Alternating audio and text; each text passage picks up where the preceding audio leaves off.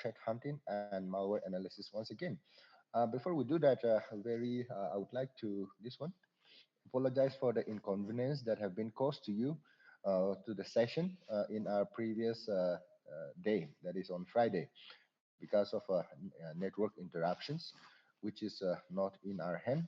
Uh, Even today, before we start, I would like to inform you that there may be a disruption in between the session as the network connectivity even today is not yet restored. So I am connecting to this session through a mobile hotspot. So you may encounter some kind of interruption in between. Please do bear with us during that time. Um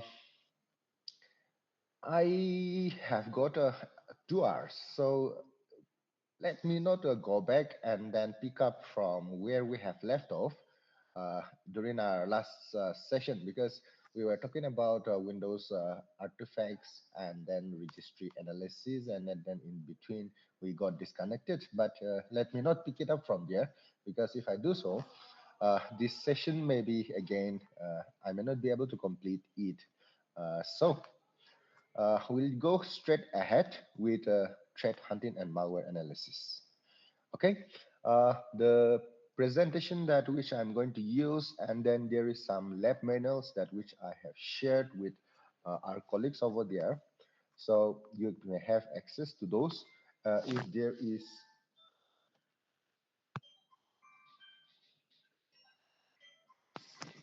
is any this one confusion following up those lab manuals, please do let me know. Okay, and like as well as always, please make sure that this is a very interactive session. All right.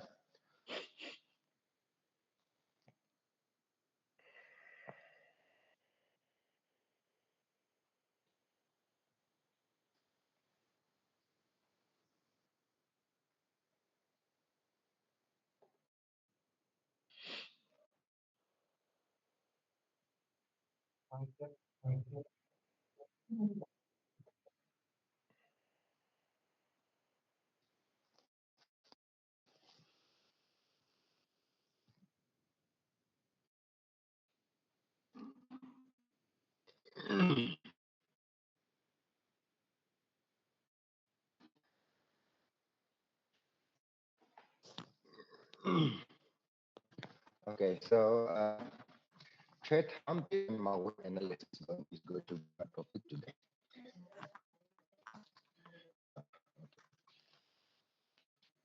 Uh, this is like this. Actually, threat hunting, malware analysis um, can be like we have discussed earlier. There are proactive cybersecurity and reactive cybersecurity. So if we want to talk about whether threat hunting is a proactive cybersecurity or reactive cybersecurity, it's proactive cybersecurity. Malware analysis is if we consider it right, malware forensics or malware analysis, it's the reactive cybersecurity. It's a reactive cybersecurity. But again, while threat hunting, that is while hunting for the threat, we do like collect binaries, right? Suspected binaries that are getting dropped in our organization or in our network, and then we do analyze them for threat hunting, and then to prevent such kind of incident, right? To prevent dropping again such binaries in our network, we do perform malware analysis. Okay, you must have come across or you must have heard of those SIEMs, right? That is SIEM or maybe SOAR, right?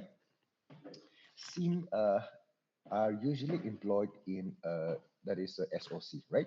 That is a Security Operations Center. And then SIEMs stand for System Information and Event Management, right? Where they collect samples and then those samples uh, are monitored in a real time. Those binaries are collected and analyzed in a real time in order to get our system being this one. I mean, like to protect our systems or protect our networks from getting infected with this one. Uh, We are supposed to have like as a government organizations, we are supposed to have those kind of infrastructure as well. And then I'm hopeful that NIC, that is that is National Informatics Centers, also does that, right? But if we look at SIM, how security operations centers operate, uh, there are obviously going to be a lot of false positive and then false negative, right? There are thousands of IP addresses, there's thousands of events, there are thousands of uh, what to say binaries that are getting dropped, right? Our systems are getting scanned, and then there are lots and lots of this one false positive and then false negative as well. So uh, nowadays, if we look at it, nowadays people are coming up with the concept of what is known as zero trust architecture, right? So zero trust architecture uh, is something like, of course, it's something like a SIM and solve, but they do provide security at each and every layer, right? And then it works with a basic concept that the networks are getting compromised, or maybe the systems is being compromised.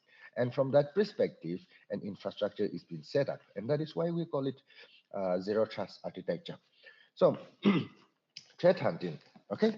Threat hunting, if we have to, there are this one commercial threat hunting platform as well. There are open source threat hunting as well. So organization do contribute, right? Organization do contribute to those platforms. That is online platforms, maybe open source, so that I mean, like each and every security professionals or threat hunters, or we call it this one, right? Analyst, SOC analyst. They do hunt for threats, and then if they found those suspected binary to be malicious, those IOCs, that is indications of compromise, are shared in those public platform. Now, before I jump into this one, you must also be aware of this kind of platforms, which is called MISP, right?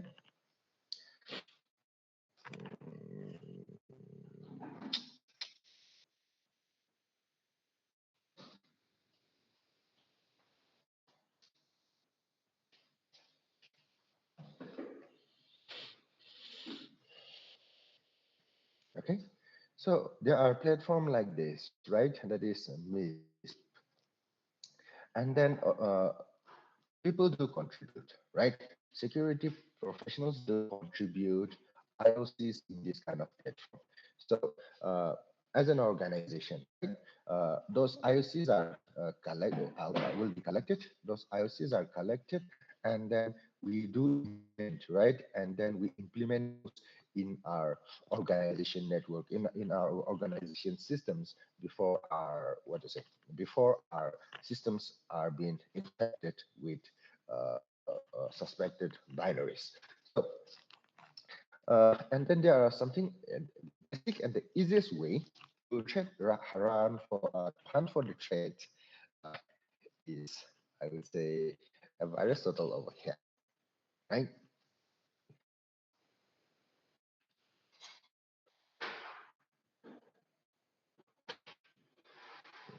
Oh my God.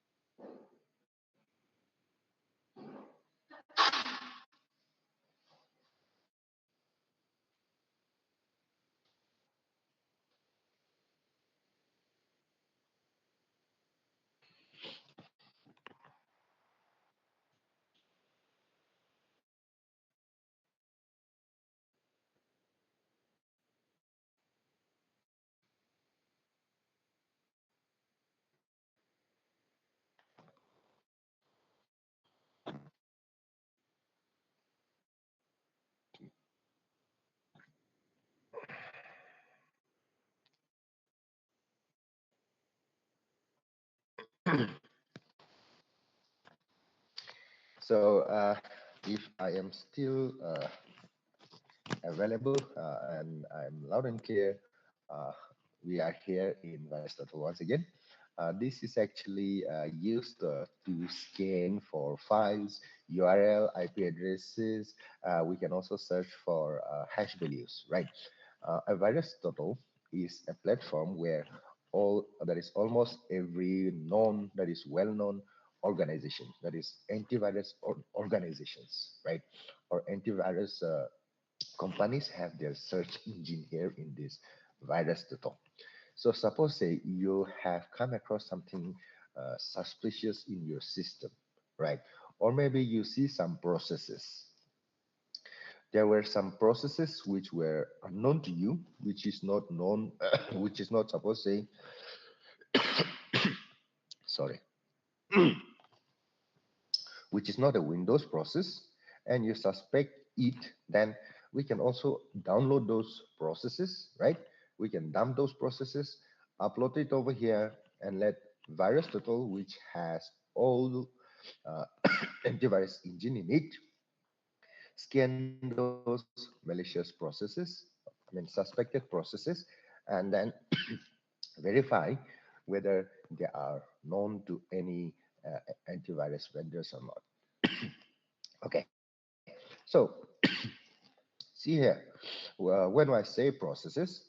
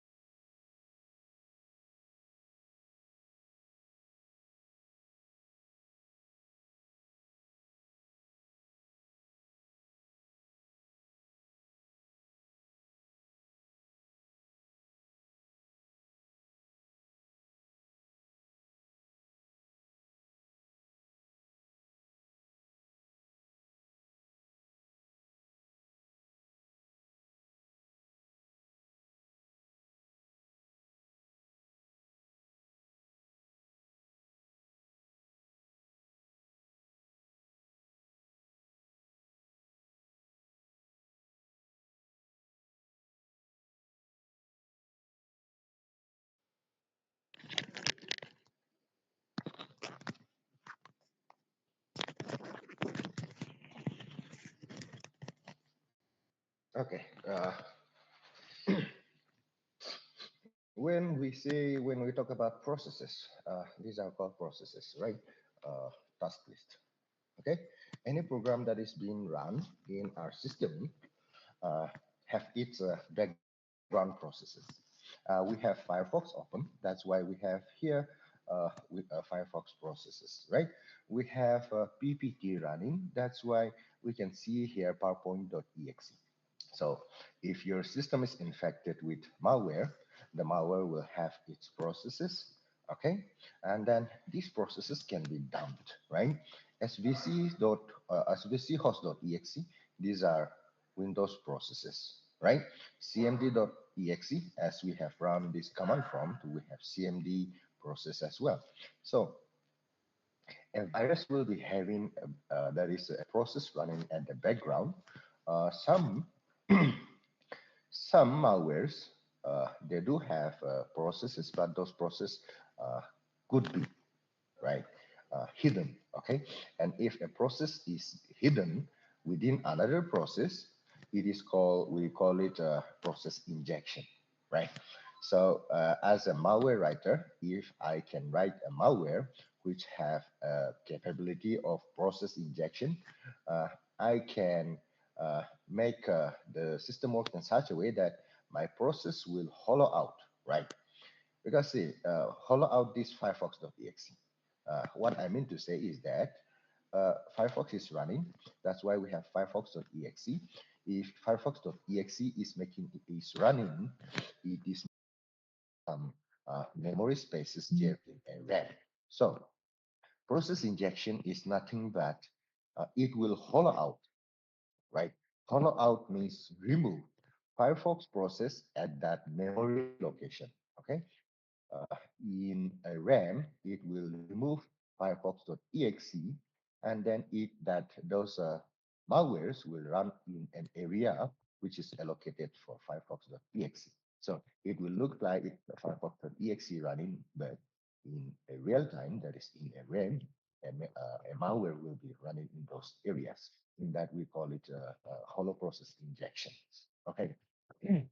Now coming back to these processes, right? There are thousands of processes running over here, and then you suspect, suppose say, uh, this uh, to be a malicious processes.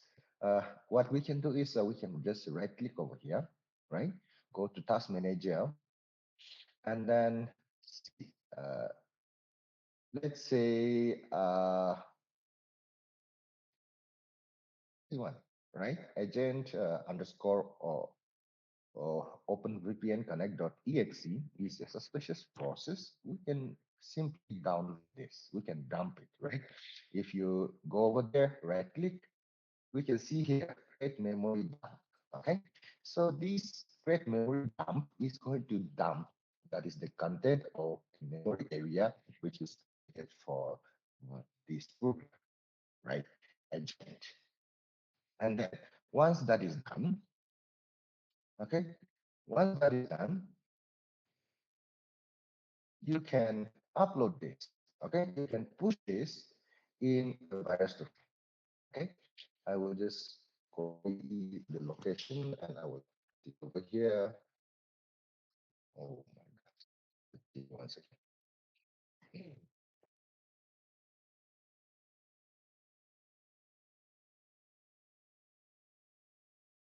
Again, click memory dump, open file location, and here we are, right? That is the memory dump, that is process dump of this particular project. So what can be done is we can simply push it into the virus tool, right? That's not something difficult. This is not a dissection. This is just for verification, checking whether uh, any malware, like any antivirus vendor knows anything about this. That is this process. Okay, so you can open up your virus tool, right? It's a file, so we have to choose a file here, and then go to a desktop, and then we do have a dump, right? Open it and push it to virus total. Okay, uh, and then virus total will let you give us a report here if there is anything known to them. Okay, uh, which is believed to be suspicious. Okay, so while this is in a process of uploading, let's quickly go back to PPT once again. Uh,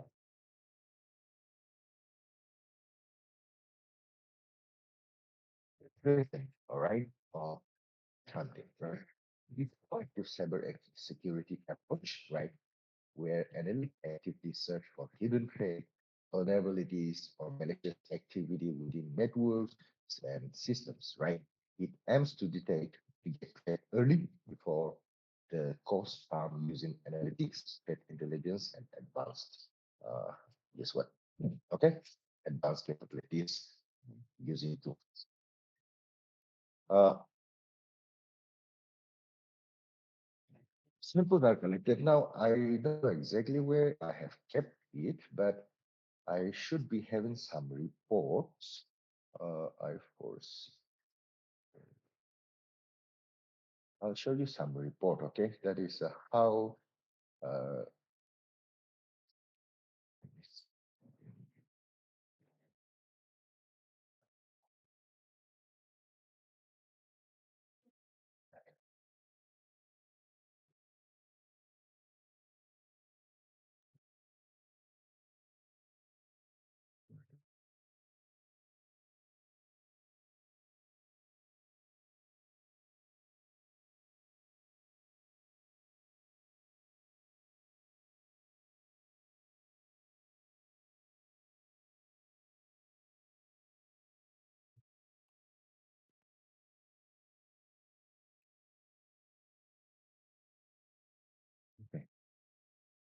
see here, a report, right? That is of 1 week. We call it, we do collect a report, right?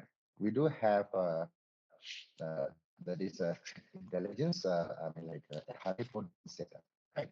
So if you are aware, honeypot is uh, intentionally made vulnerable systems which is being kept in our network just to distract the attackers, right? And then not only distract the attackers, but it is being designed in such a way that it monitors attackers' activity. That is, when there is honeypots, they will see a lot of vulnerability, how a hacker is trying to exploit those vulnerabilities. Everything is being tracked, right? Not the latest one, but this is of 2025. That is, I think it's August, right? A week report, right? So see here, right? In week, right? This is from Nalit Kohima, okay? This is from report from Nalit for a single week, right? Uh, how much it has been scanned, right? I mean, like an attacker trying to scan our network, okay? An attacker trying to scan our network, right? Because to begin an exploitation, it begins with that is the first two stages, right? The second stage of the hacking is scanning and enumerations, right? So in a single week, just think about this, right? Three like 50,000, 51,185 instance of our network being scanned, right? Connections, right? Connection being established uh, into our network, that is into our honeypot, right? Vulnerabilities that have been exploited, right? And in a week itself, right?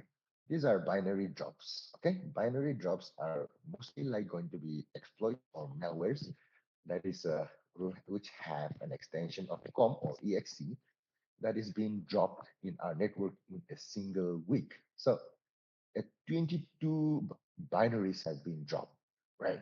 So it looks like for us, when we are here in office, it looks like nothing is happening, right?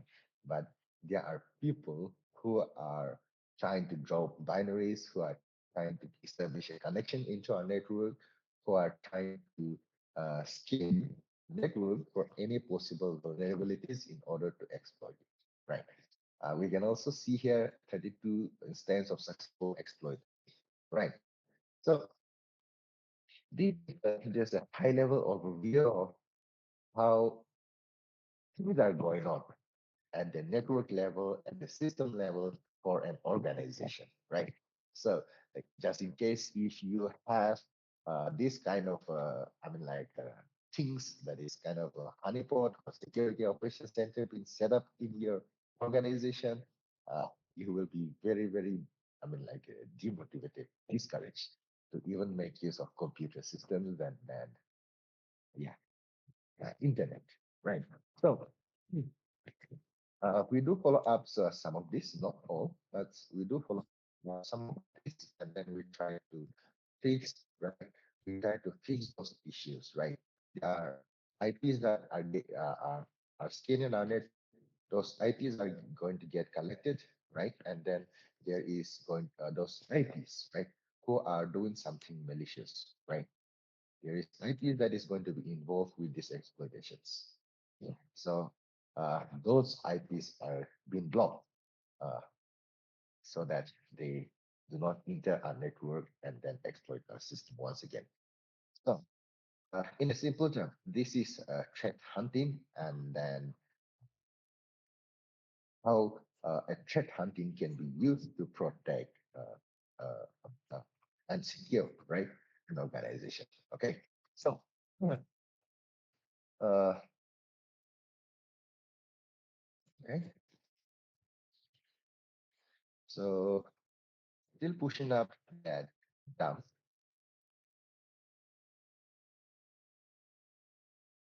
So everybody is todo. While it is doing so, let's go back to our PPT once again. Uh,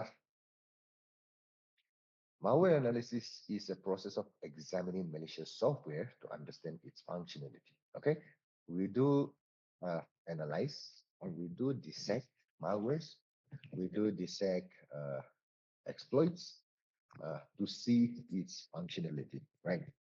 What was it designed to do, right? Where it is coming from, right? And what is going to be an impact if we get infected with those malicious software, right? It is interesting because we can see the functions in it, right? How that program is being designed, right? The malware itself is a program. We call it malware because the design itself is malicious, right? That is why we call it malwares. We can profile, it's interesting because we can profile the origin as well, right? So, uh, especially those things who we call it APT, right? Advanced Persistent Threat. So, there are countries, not in India, but our neighboring countries do have state-sponsored hackers, right? Like maybe Pakistan, maybe China, maybe North Korea, right? They do have that is a dedicated, professionals, right, who are being hired, employed as a government employee, and their job is to exploit their other countries who are not friendly to them, right? So, see, we can profile those APTs, right? Because as Indian government do have this one, state-sponsored hackers. They are going to be defining malicious softwares. And then programmers, what they do is that they do inherit some of the features, right? Or some of the technique or tactics from their old, that is like previous malwares. So uh, we can profile them where it is coming from. What kind of APT is it? From which country or from hacker group originates?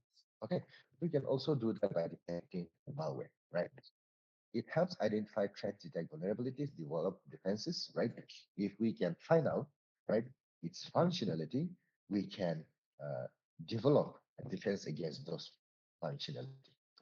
We can collect signatures. It could be different kind of signatures, but when we grant a signature for defense against any malware, there are multiple signatures that are being uh, collected or acquired. We don't bend only on one signature, right? So signature can be in form of hash value. Signature can be in a form of binaries. Okay, signature can be in a form of functions. Signature can be in a form of network artifacts, right? Like network artifacts, like what kind of command and control IP address it was looking for. Right? If, right, if a malware is a botnet, right, that which listens to the server for any instructions, then it obviously is going to have an IP address built in with it, right? That is the IP address of the command control server. So if an IP is involved, we call them network, uh, network, this one, IOCs. Okay. IOC stands for indication of compromise. Okay, it could be IP address, it could be a domain name, right? It could be any. Like if it is searching for any available IP addresses, right? It could be, it can be. We consider those things as network indicators. Okay, so to perform this malware analysis, there are we call it a static analysis. There is a dynamic analysis. There is a hybrid analysis, which is nothing but a combination of a static analysis as well as a dynamic analysis. We also have this one code review. Okay, for malware analysis, code review. That is a malware will be disassembled, and then it will be disassembled into a high level. It will try to convert that binary into a high level C programming language. Okay, and see what are its functionality, right? How the program is designed, how the program flows. Okay, so those are different kind of techniques used during the time of malware analysis. So in this section, we are briefly going to discuss static analysis and then a dynamic analysis. Okay, moving forward to our another slide, we call it static analysis. Okay, we call it static analysis, and this analysis is done without the malware or the suspected binary in motion. Okay, that is without executing that binary. If you analyze the binary, we call it static analysis. Okay, as you can see from this slide, static analysis involves examining malicious software without executing it. Okay, uh,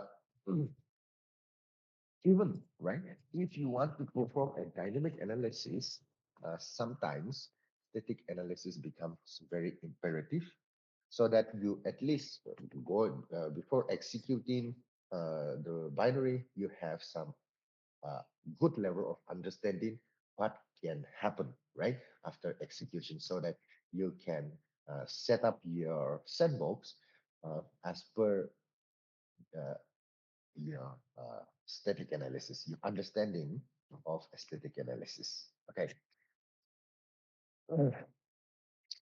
It is saying that the techniques involves the assembly, string analysis, and hash comparison. Okay, this method helps detect known malwares and understand its capability without the risk of infection. Right now, if you right or if we execute right those binaries in a systems, right? Then our system is going to be affected, right? And that is why during malware analysis or during malware dissections, sandbox are used, okay, or virtual machines are used. And I will show you, and then it is also there in the lab manual how to set up, right? How to set up a virtual machine in order to analyze the malware. Okay, so uh, here,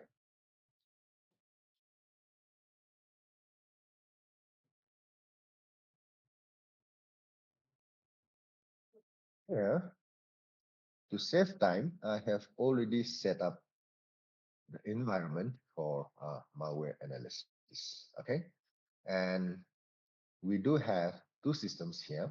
Okay, we do have two systems over here. One is called Flare VM, another is called Remnux. Okay, so I have two systems here set up in my VirtualBox. One is called Remnux, other one is called Flare VM. So Flare VM is nothing but Windows 10, which has been set up with a program called FlareVM to make it a sandbox. Okay, Remnux is an Ubuntu server. Okay, Ubuntu server are designed to trick the malware. Okay, when I say designed to trick the malware means now you execute, right? You execute the malware here in a FlareVM, and then your binary is looking for something that is from the internet, and this is very common in malware, right? Within the malware community. Let me simply put like this: there are so many malwares, okay? That is binaries that are designed to infect the system. Okay, they will get dropped in the system, but it does not have any other malicious functions. It will have only one functions, and that function is to go back to the internet and bring down the actual payload from the internet. Okay, we call that as a secondary payload. Okay, so just consider something like this: a binary get dropped into your system.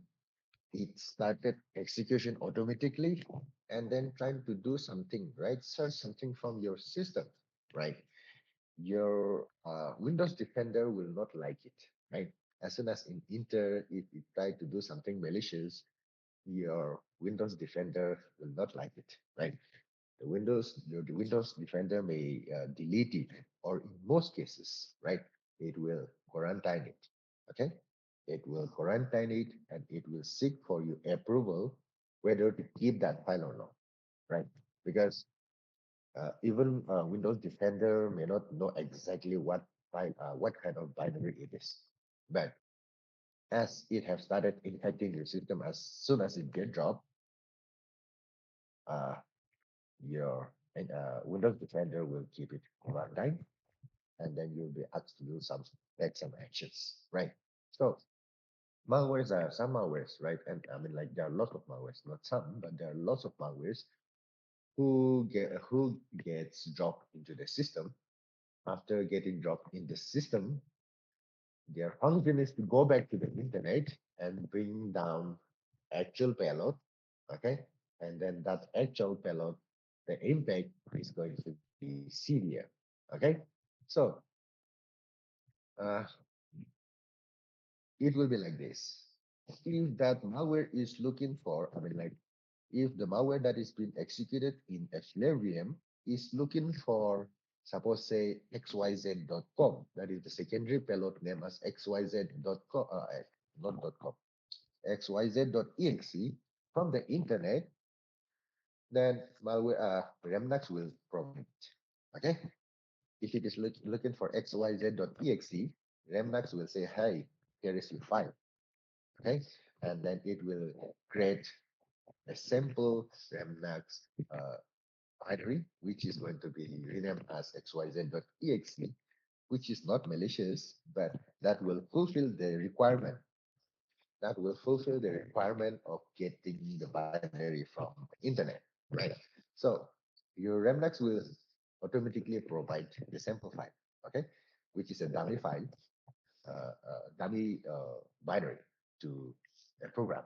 So whatever that is a network artifact is required by the malicious program that is being running on the Flare VM, Remnux will serve those purposes. Okay, and then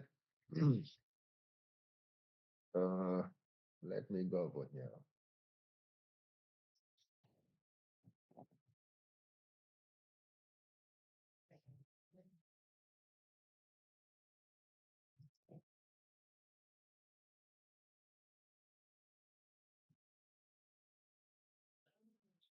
Okay, the interface that I have and over here is a little bit different. See, right? Uh, I am using an older version of Flare VM, which was already set up right way back in 2000, I think 22. So I'm using this. If you set up the latest Flare VM, you will have this interface as your desktop. Okay, see, it's a Windows 10, right? Only thing is that this is no more a Windows logo. This is a Flare VM logo, okay, from the older version. And if you set up the newer version, you will get this logo. So what you need to do is you need to get Windows ISO, okay? Install Windows 10, okay? Get Windows 10 ISO, install Windows 10, and then follow the instructions over here, okay? Instruction is given over here. So if you follow this instruction and then everything goes well, Windows will reboot and then you will have this as your desktop. And if you have this as your desktop, it means that your Flare VM is ready for setup. Okay, so uh, you'll have something like this. Okay, and it will have all the tools, not all the tools, but uh, hundreds of tools. Okay, hundreds of tools which are used for malware analysis. Okay, for Androids, for debuggers, Delphi, right, the assemblers, all of these tools will be ready in your Flare VM. Okay, which is good to go.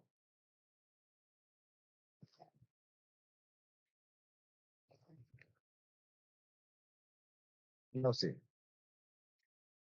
when we go back here, right, static analysis involves analyzing a malware without executing it, right? And then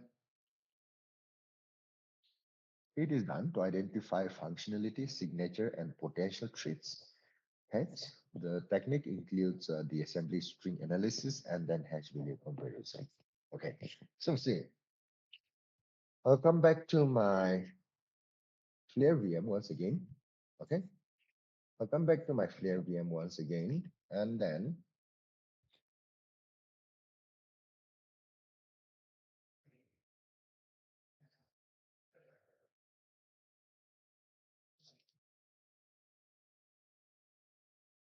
I'll paste it over here. Okay, this is a simple malware. Okay, it's a calculator that is a backdoor that is embedded with a calculator. And for safety reason, okay, for safety reason, whenever you find any suspicious malware, it has to be zipped, okay, and then the zip has to be password protected so that uh, other people does not have access to it, or else if someone else accidentally double click it, right, the system will get compromised. And that is why we have to, whenever we collect samples, we do keep them in archive, and then those archive are password protected. Okay, not only that,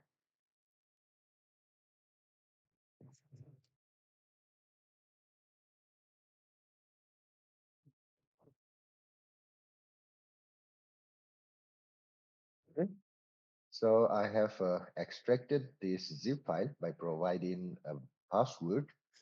Now if I open it once again, this malware sample is been renamed into exe.mouse.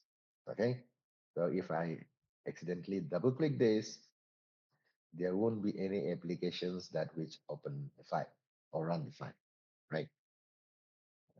Now, when you get the samples, you will get something like this, right? An application. So you have to immediately rename it, okay, and make it something like this. So you can disarm the binary, right? We call it disarming the binary.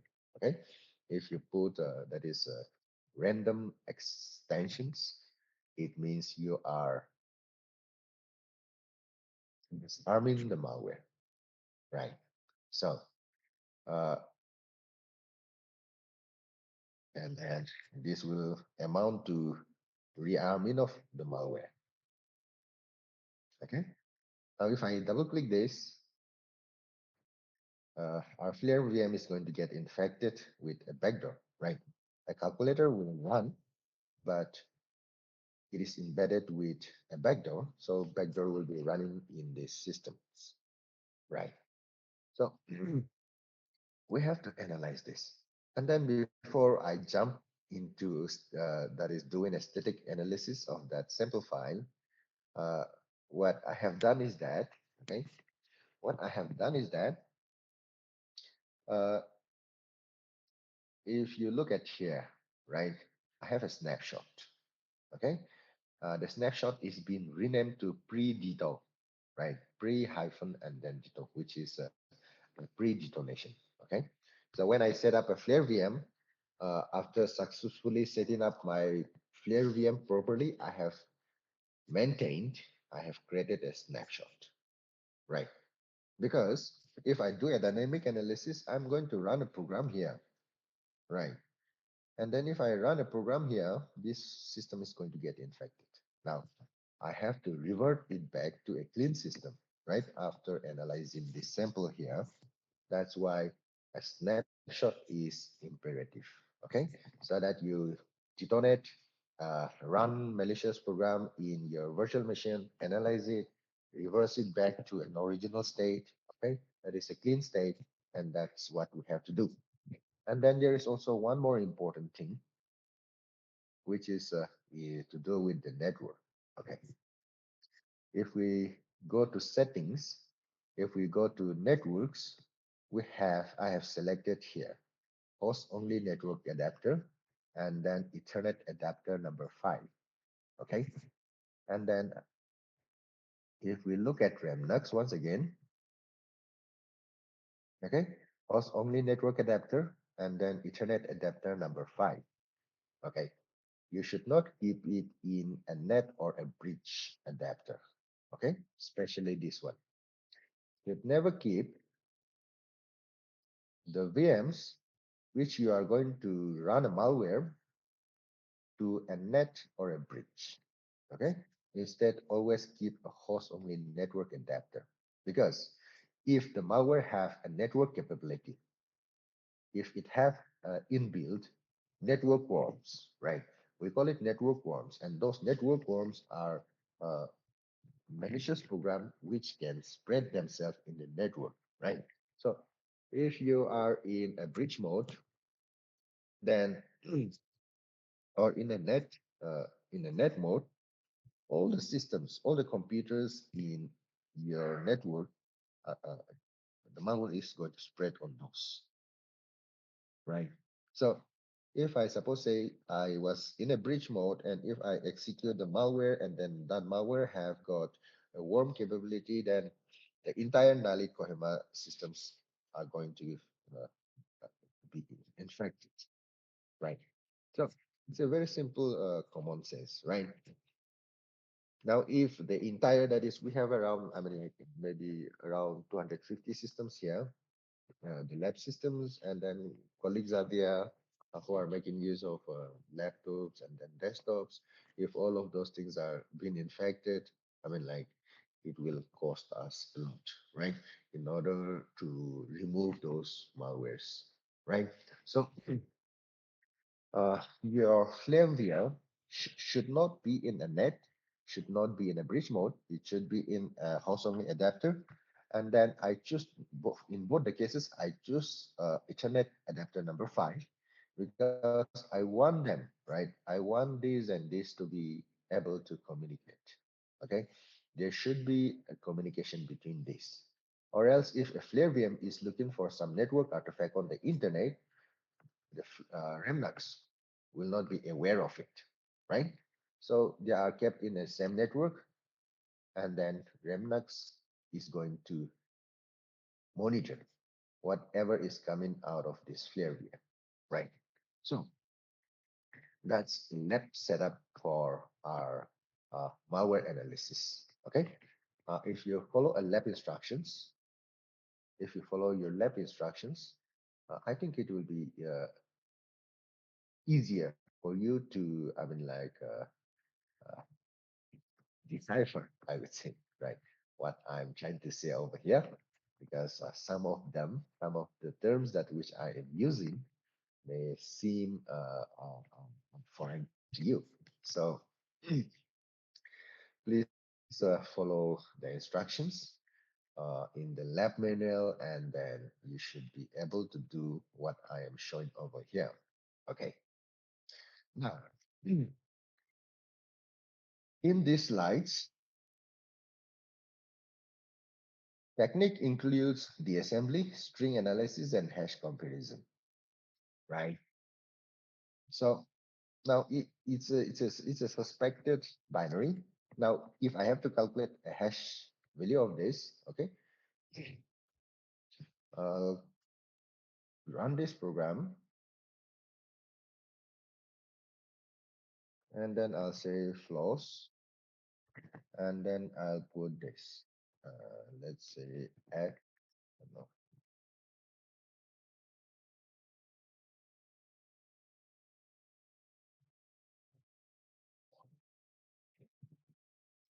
no, MD5 sum. Okay, if I have to calculate the hash value of this malware.calc.exe, I can use a program called md5 sum.exe. Okay, there is also shawan sum.exe. Okay, and then simply drag and drop it over here. And then if you press on enter, this is the hash value of that malware. That is SHA-1 hash value of that malware, right? MD5. MD5, and then drag and drop here. Once again, press on enter. This is MD5 hash value of this, right? Now, Mm. You are now, I think, well aware of what hash value is, right? The value that uniquely identifies a file or a text or a program. Okay. So if I have an antivirus and then I updated my antivirus signature with this hash value, and then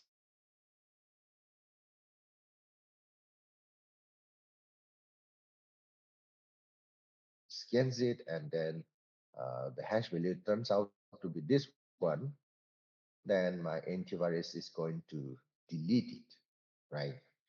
So Control C, come over here. Okay, and then here, last time, earlier, when we had dumped uh, some malicious processes, right? Not malicious processes, but we were trying to simulate that this program was considering this to be a malicious process. We dump it and then we push that into a virus total to check whether any antiviruses vendors know about this program, right? And then we can see here, right? Out of 62 antivirus engine that was available at that time with virus total, none of them, right, found it to be malicious because it's a zero report over here, right? So if it's a 0-day exploit, it will be zero. But if it is known by any antivirus vendor, okay, they will flag it. And if it is flagged, it will be in the red color, okay? We have Avast, we have Evira, we have Bitdefender, we have um, Signet, we have this, right? Kaspersky, uh, K7, right? So Panda, these are some known, right? Some known antiviruses available on the internet. So none of them is aware of this program, right? Of these processes, that is agent underscore OpenVPN connect exe, which was running at my system uh, by at that time. Uh, if we have to go over here, right? If we go here and click on search, we can search for URL, we can search for IP addresses, we can search for a domain name, we can also search for file hash, right? Uh,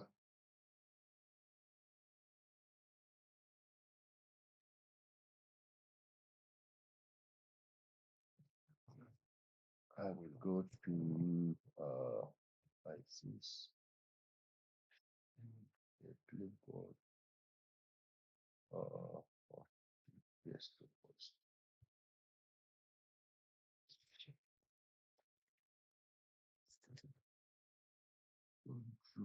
Let me copy out this.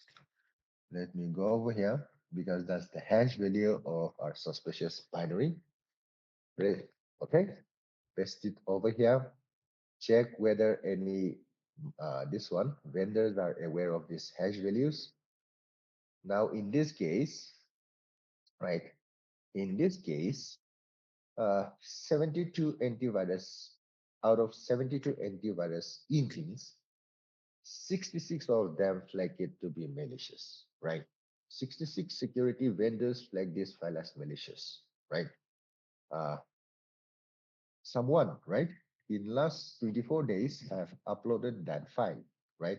In our case, it was malware.calc.exe, but uh, in some cases, right, the file has been renamed to ab.exe, and then that was pushed, right?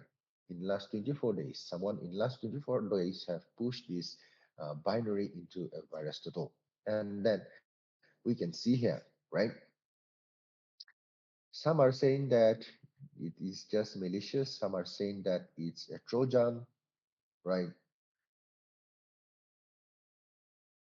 Some are saying that it's Metasploit, but in most cases, it is flagged as Trojans, right? Because it have this backdoor capability.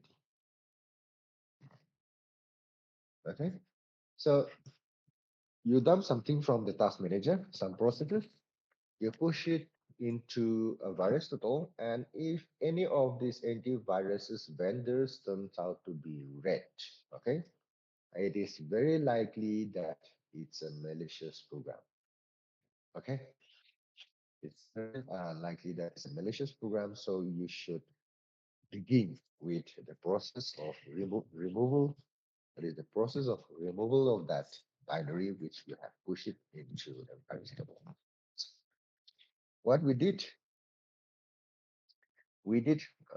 calculated MD5 hash value of the program called malware.calc.exe, and then we copied out the hash value of that program. We push it into a virus total. we push it into a virus total, and then it happens to be malicious for 66 different antiviruses. So it's well known, right? Malware, and then known by most of the antivirus vendors.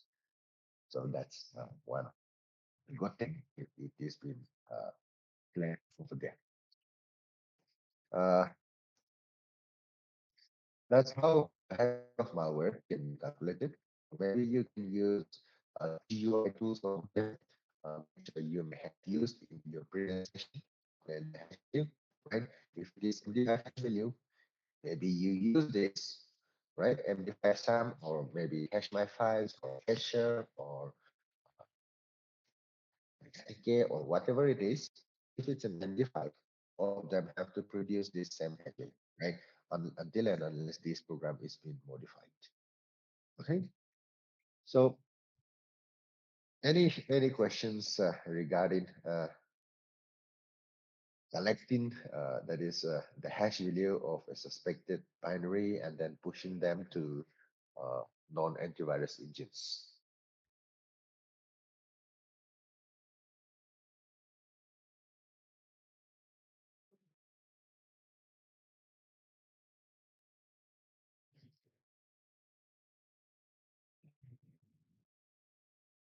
Mm.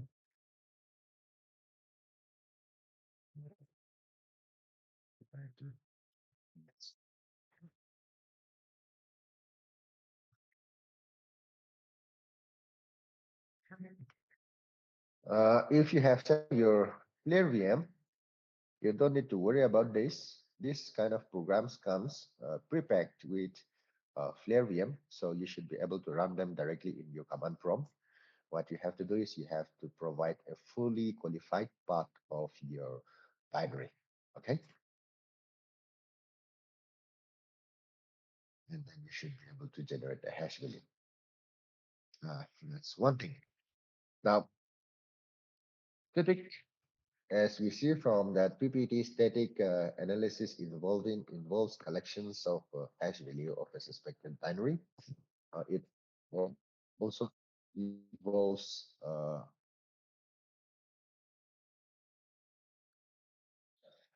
string analysis, right?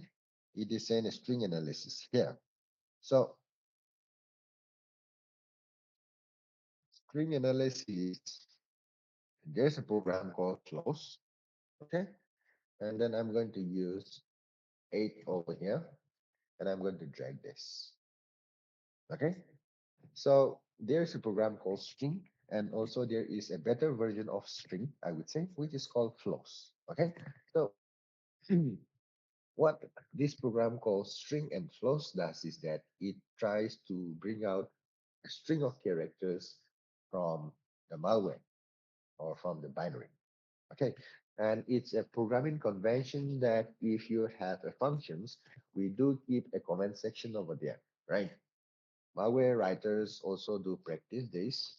Some of them, not all, but some of them practice this, that they will write a functions and then they will keep a comment section over there what that function does. And that's a programming convention for any programmers, right? So Malware is also being written by programmers. Now, if they want to remember what those functions are meant for, they are going to be command, right? And if it is a command, it's a string. So uh, we can see those things rather than explode of string. Okay. One thing which you can notice over here is that I have used character eight here. Right. So if it's if what I want to say here by using hyphen n and eight, right, the string is not continuous. Okay, I mean the string is less than eight, right? The characters are less than eight. I just want to ignore those things. Characters would be not any like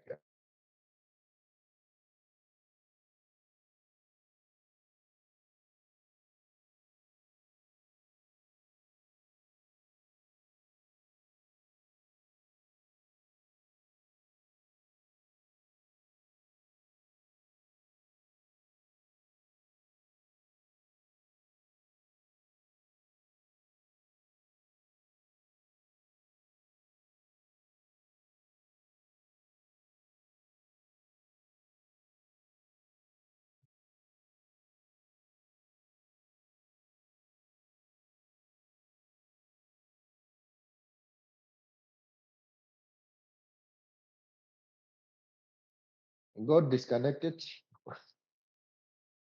I mean, like my fellow colleagues from Itanagar, if you plan out for this kind of training next time, please invite me over there, okay? Because online sessions are sometimes boring and then there are going to be disruption, I know for sure. So we can have, if you want, we can have a physical session over there in any upcoming programs. Okay, please do this one. Schedule and inform in advance so that we can have the training there. Um, so we were here, right? We were here, and then we were talking about this. So it is an accurate one to know because they were very insightful if it is with a big character. A string, there is a continuous string character which is more than 8 characters, one close comma, one to read those things. Okay, okay. It encountered some warnings, but let's have a look here. These are strings, right? These are strings and these are characters which are more than 8, right? And then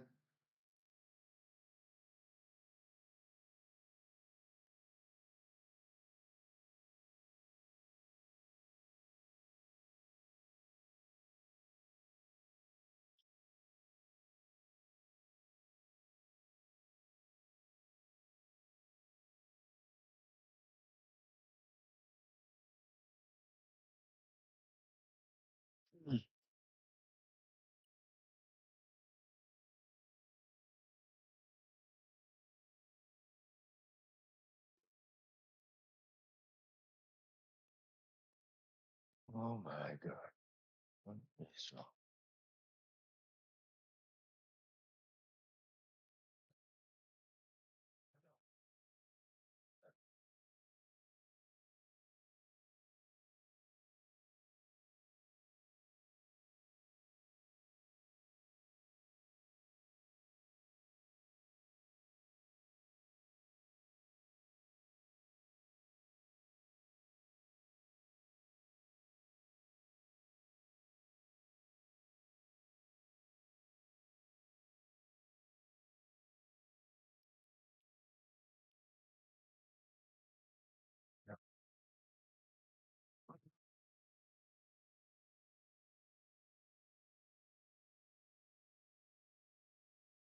We do not only Windows commands, but now we have this thing called API, right? Windows API. Now, in programming has this one.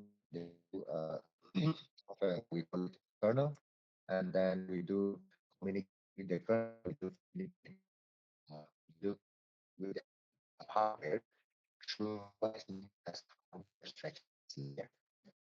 Hardware we have kernel with hardware abstractions layer, and the hardware abstraction layers expose open API.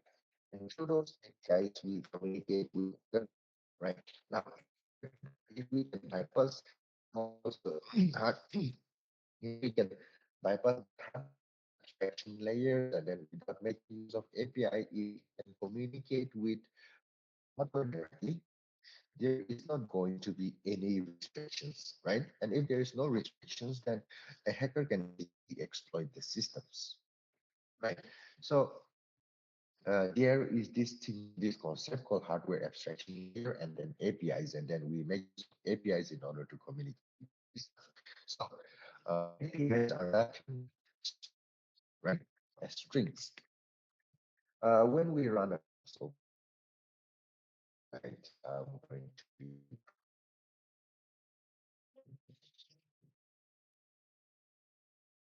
and then close and then let's or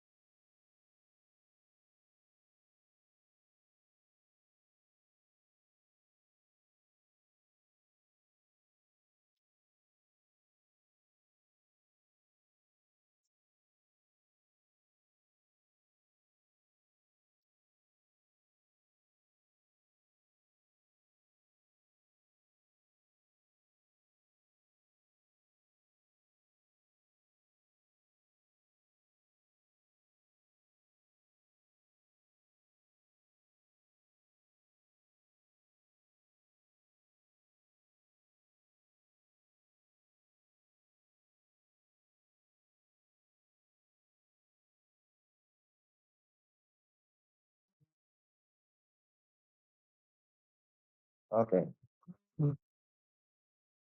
What I do now is that I reduce this set of string to four. So we have things, a string, a containing string of up to 4 characters, right? And then I pipe to more because the program seems to be crashing in between.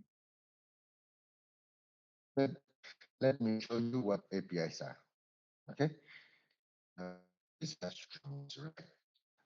The program is very likely written, was written E.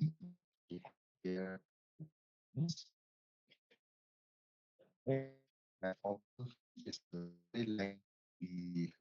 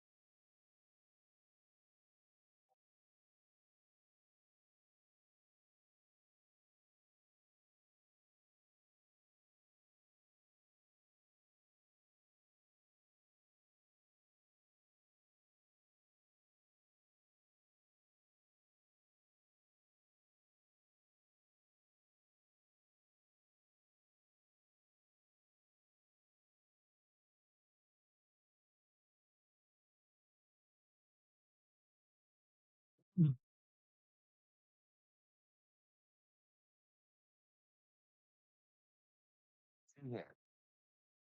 These things are called APIs, right? Windows API. Let me try to enlarge my skills, screen. Okay. These are APIs. We call it APIs. Okay. We do have API that is being used, that is create file A, create file W. These are used. These are APIs used by that is malware.calc.exe. Okay, so it is very likely that some file creations may be there apart from running, that is just a simple backdoor. It is very likely that there is going to be host-based indicators as well, right? If a program runs and then if it creates a registry, that is modifications or registry entries, right? If a file is being created, right, somewhere in the file system, those are called host-based indicators. So it is very likely there could be these things also, file creation, right? We can also come across this Internet Open W kind of this one, Internet Open W kind of APIs. Okay, in a simple term, if I minimize this, if we go over here and then uh,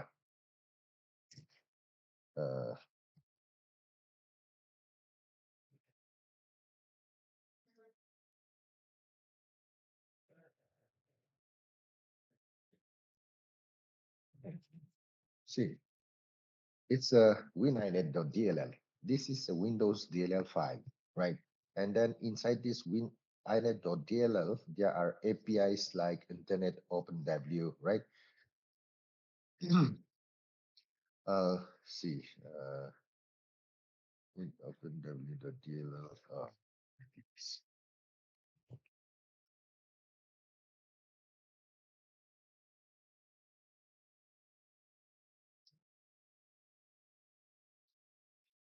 All right. Only few are listed over here, which is Internet OpenW, Internet Connect APIs. All of these things are APIs which comes within uh, wininet.dll file. Okay, so if a malware have a network indicators, right, a network capability that goes out to the internet looking for a secondary payload, right, we will obviously see those. We will obviously see those APIs being imported somewhere in here. Okay, uh, so we have not come across wininet.dll, but if a wininet.dll is imported, there is going to be an API which are like Internet OpenW, right? So Internet OpenW is going to the API. I mean, like is an API that which we use to look out to the internet for some resources. So you run a strings and then you come, suppose say you come across wininet.dll being imported and Internet OpenW API being used, then when you execute your binary, right? When you execute your binary, you dynamically, when you want to dynamically analyze the malware and you execute that malware, you should be setting up some kind of programs, maybe like Wireshark, right? And then looking for any URLs, API addresses, IP addresses that the suspected binary is looking for. And then if you found those things, right, those are network indicators. And then those IP addresses, URLs could be blocked from your organization as well, right?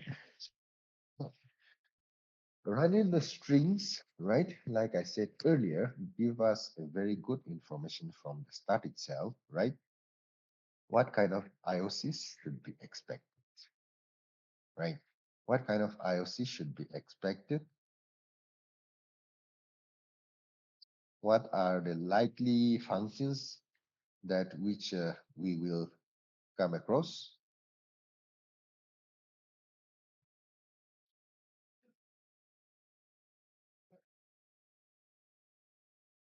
And then if there is any, apart from this, if there is any command executions, okay, if there is any command execution, like CMD execution, right? Now, uh, CMD has been used. Let's say command prompt is being used.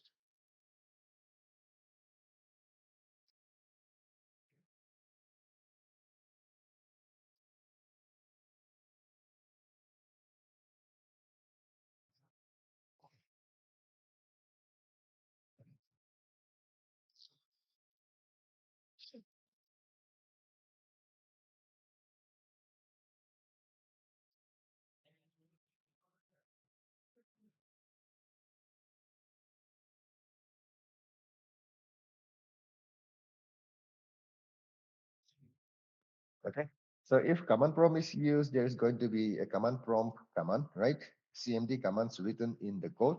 So if you see a code being written, that's a string, that is going to be the strings. And then if you come across those, and if you can read through those command, that is CMD commands, you will get to know what the program is going to do. Because some malwares are destructive in itself, right? It tried to infect it, and if it could not infect the systems, then it tried to delete itself from the systems, right? And that can be done by invoking CMD commands, right? So you also get to know what the program is trying to do, and if it cannot do what it is designed for, you will come across those kind of deletions, right, which is being carried out using a command prompt. Uh, I will simply show you once this, okay? Uh,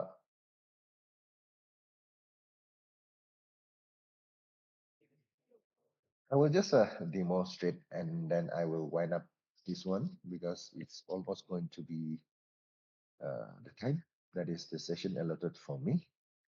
I will try to run this command, I mean program. Uh, and this is nothing but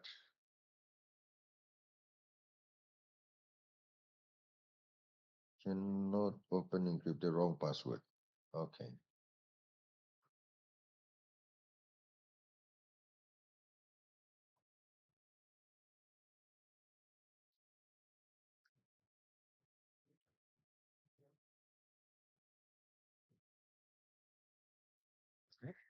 Like always, I'm going to rearm this program and then make it an applications. Okay. And then I have some, let's note this. Okay. Let's at least note these two files. I have a README file over here. I have PowerShell scripts over here. What I'm going to do is I'm going to run a ransomware, and this ransomware is called WannaCry. How it affects the systems, and then what are the things that which we can get if our system's been affected, what are the IOCs that can be collected if we can see in few seconds, I mean in few minutes. Okay, so uh, I went here, and then you must be aware of this program called ransomware. Right? This ransomware is WannaCry ransomware. Okay, I will run it with admin privilege. Okay,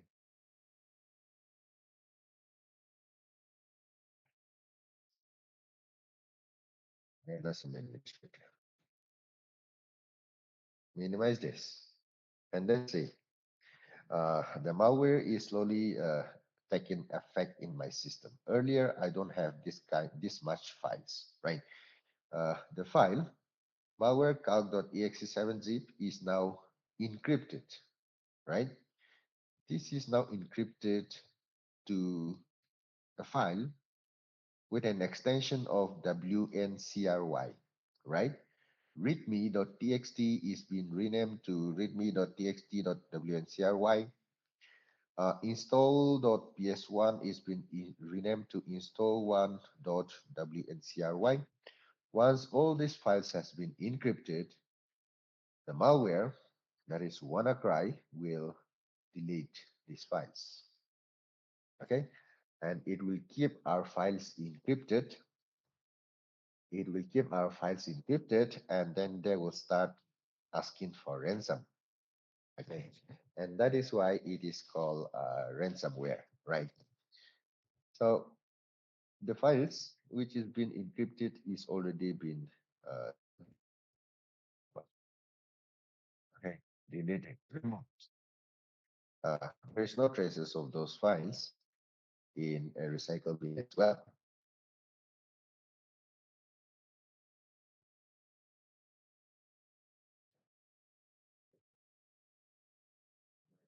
Okay, so it is slowly taking effect because what could be understood is that it is trying to encrypt all the files in our systems, right? So it do take some times to do that kind of encryptions for all the files in my systems. Okay, say once the file is being encrypted, uh, these things come itself, right? There is this pop-up that comes itself, and also my desktop is being changed with these instructions, right? It says, okay, your important files are encrypted. If you see this text, don't see what are decryptor windows, then your antivirus remove encrypted software or you delete it. This one decryptor is this file, okay? If what this instruction is saying that if there is no WannaCry.dex, right? Antiviruses or I myself have deleted it. If you need your files, you have to run the decryptor software, right?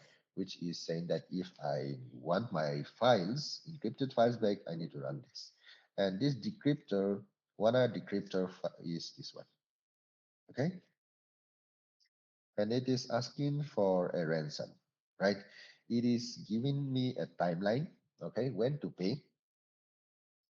A payment will be raised on, right? And then it is giving me, let's say, 3 days, right, to make a payment. And then it is here saying that your file will be lost on 3/22, and then time left for me is 6 hours. Oh, not 6 hours, 6 days, 23 hours. 58 minutes. Okay, so whenever any, I mean, like this kind of things happen, right? Kidnapping kind of things happen, ransom happen. There is always a timeline that is being set, and then we are ransomed to provide the demanded extortion amount during that specific point of time. And these concepts apply to this kind of programs as well. And that is why it is called ransomware, right? What is it is saying is that, see,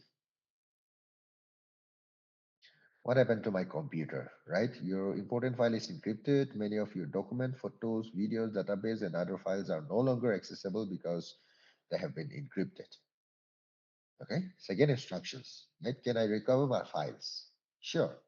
We guarantee that you recover all your files safely and easily, but you do not have so much enough time, right? And it is asking me to buy, right? Make a payment in order to get my files decrypted, right? To get my decryptor key, right? So if I have to decrypt these files, I need to click on this and provide a decryptor key here, right? And then paste the decryptor key here and then start, right? To decrypt all my files. Now, if I don't pay them, I'm not going to get a decryptors, right? Decryption key. Now, they are asking for 300 worth of Bitcoin, right? $300 worth of Bitcoin, which is to be sent to this wallet address. Okay, so Bitcoins do have accounts. Now our accounts have account numbers. Bitcoin do have wallets. Bitcoin account do have wallets, and those wallets, these are wallet addresses. So They're asking me to send $300 worth of Bitcoin to this address and get a decryptor key. Now, what we have to keep in mind is that we should never pay them. Okay? We should never pay them. Now, all of us wants our file back, right? You want your file back. Me, I want myself. I want my file back. But we should never pay. Now, not all people pays to it, right? Not all people succumb to this kind of threats and intimidations. So, if you pay it, it does not guarantee whether you will get a decryptor key or not. Maybe they will say they need another 600 more dollar, right? You pay $300 worth of Bitcoin. They are scammers, you know. So they will come up again with some excuses saying that 600 worth more need to be sent again. Yeah, you pay that, who knows? They may keep on increasing the amount, right? And it is not guaranteed whether they will give you a decryptor key or not, right? So we should never pay them. But uh, what we have to keep in mind is that, right, we need to create a backup, okay? We should never pay. We need to keep a backup. There are security professionals working 24/7, okay, trying to get decryptor keys for this kind of ransomwares. So maybe if you are lucky enough, you will be getting your decryptor key from those security professionals, right? Even this malware that is WannaCry ransomware, it did not last long. It lasts only around 2 weeks, right? To get a decryptor key, right? That is the master decryptor key. So uh, keep in mind that we should never pay them, and also keep in mind that we do have a backup. The reason why I'm saying a backup is that my system is being infected, okay? And then if I try to shut down, right,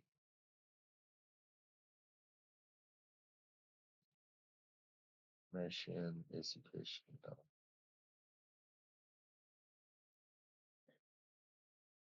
See, if I try to shut down the systems, right, especially in this virtual box, I have an option to restore my current snapshots, which is a pre-DTO, right? I have earlier created a pre-DTO snapshots. I can restore them, right? If I click on this, I will have a clean restored virtual machines once again. And that is why it is important to have snapshots all the time. And whenever we run any malwares, we need to restore back them. Right? This is now my clean system once again, which is being restored from this snapshot. Okay, I was here. When I was here, I executed the malware, WannaCry. I'm done with malware. Suppose say I'm done with analysis of my WannaCry. I need to go back to my clean system, shut down the system, revert back to that snapshot, and you should be good to go. All right. So we do have a limited time, or else there are lots of things that happens within this WannaCry ransomware, right? We do have multiple payloads. We do have multiple conditions that are to be made, and if those conditions are made, the malware does not infect the systems, right? So you can trick the system, right? You can trick the malware, okay? You can trick the malware as if like those conditions have been made, and we can still keep our system safe from running those malwares and all. Okay, so uh, I will be winding up my session from here. But before we do that, if we have any queries, if we have any questions, I'll take those things up. Okay, so if you have any doubts, if you have any questions, we will get back to those questions and then we will wind up from here. That is online session.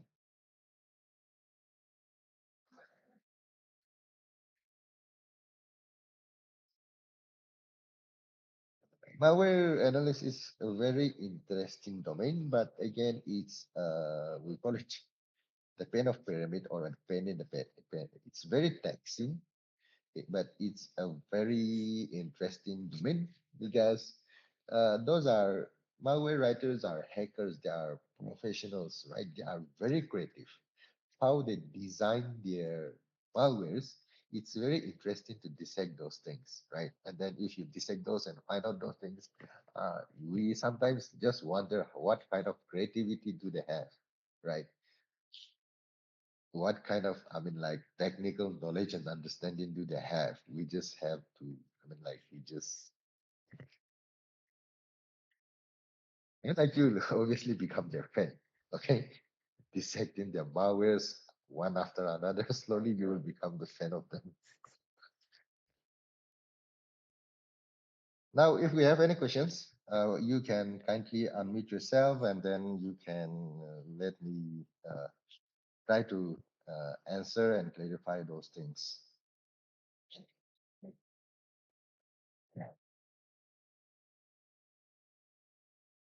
If not, I'll be handing over the session back to my colleagues there. Uh, and then,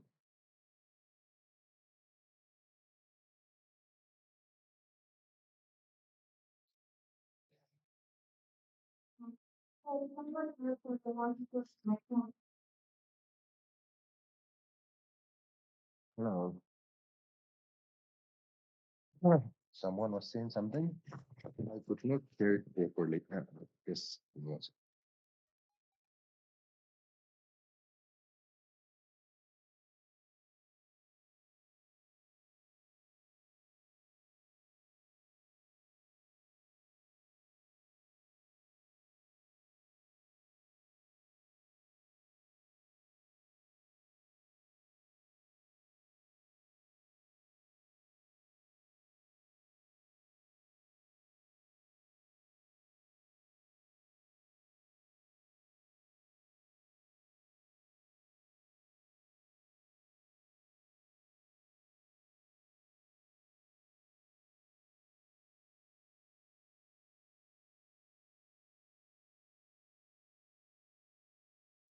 Right. Thank you guys for listening.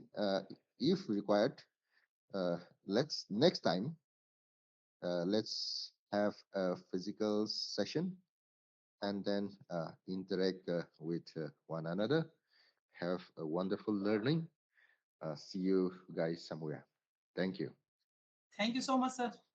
Thank you. If any part, next session will start as soon as possible. Next session will be in offline. Madam Moni Kumari will take the session.